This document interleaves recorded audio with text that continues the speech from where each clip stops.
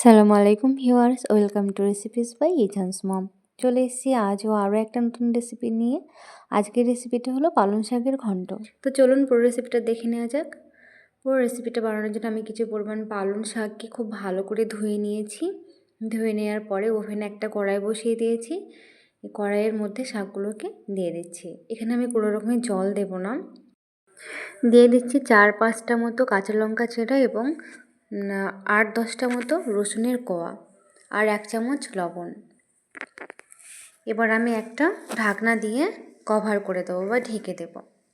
লবণটা দেওয়ার কারণে এখানে শাক থেকে জল ছাড়বে এবং সেই জলেই শাকটা খুব সুন্দরভাবে সিদ্ধ হয়ে যাবে।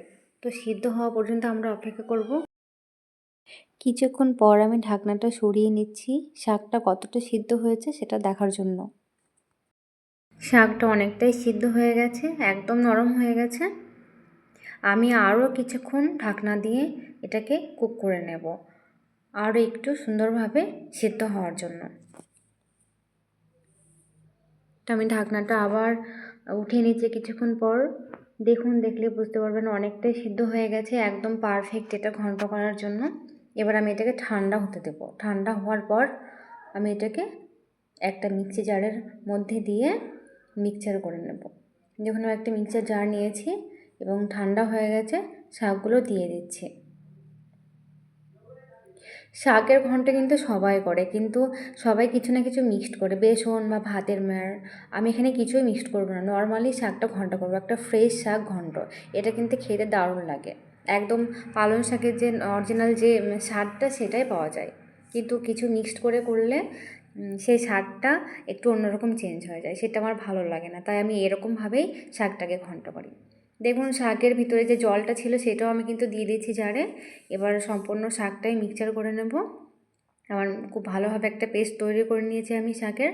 এবার আমি কড়াইয়ে ঢেলে নিচ্ছি।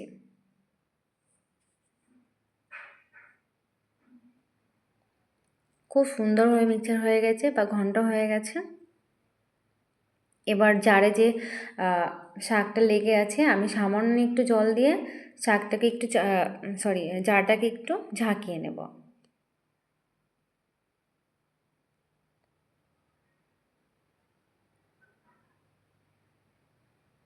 জলটা দিয়ে দিচ্ছি। একটা চামচের সাহায্যে একটু জলটার সাথে শাকটা খুব ভালো করে মিশিয়ে নেব। আর দেখুন আপনাদের দেখাচ্ছি এর ঘনত্বটা ঠিক কতটা, খুব বেশি পাতলাও না, খুব বেশি ঘনও হয়নি। এবার আমি ওভেনে একটা তড়কা কড়াই বসিয়ে দিয়েছি বা তড়কা প্যান। ওতে আমি কিছু পরিমাণ সর্ষের তেল দিয়েছি আর 6-7 কোয়া মতো রসুনকে আমি থেতো করে নিয়েছি সেটা দিয়েছি আর একটা কাঁচা লঙ্কা চেরা দিয়েছি। এবার আমি এটাকে হালকা করে ভেজে নিয়ে এটা শাকের মধ্যে দিয়ে দেব।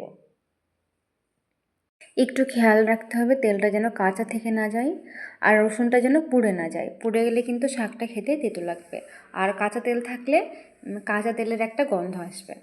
এবার আমি মিশিয়ে নিচ্ছি। এবার আমি ফোটা পর্যন্ত অপেক্ষা করব। শাকটা যখনই ফুটে উঠবে তখনই বুঝতে হবে যে শাকটা একদম রান্না কমপ্লিট। আমার শাকের ঘন্ট একদম তৈরি হয়ে গেছে। এবার আমি ওভেন থেকে নামিয়ে নেব। নামিয়ে নেওয়ার পর অন্য একটা বোলে ট্রান্সফার করব, পরিবেশন করব। দেখুন শাকের কালারটা কতটা সুন্দর হয়েছে, একদম যে গ্রিন কালার সবুজ কালার সেটাই আছে, কোনো রকম কালারের চেঞ্জ হয়নি। তো আমি এরকমভাবেই শাকের ঘন্ট করে থাকি, এটা আমার কাছে খুবই ভালো লাগে। আপনারা কে কীরকমভাবে শাকের ঘন্ট করেন অবশ্যই আমাকে কমেন্ট করে জানাবেন। আর আমার ভিডিওটা বা রেসিপিটা ভালো লাগলে অবশ্যই একটা লাইক করে দেবেন। পাশে থাকার জন্য ধন্যবাদ।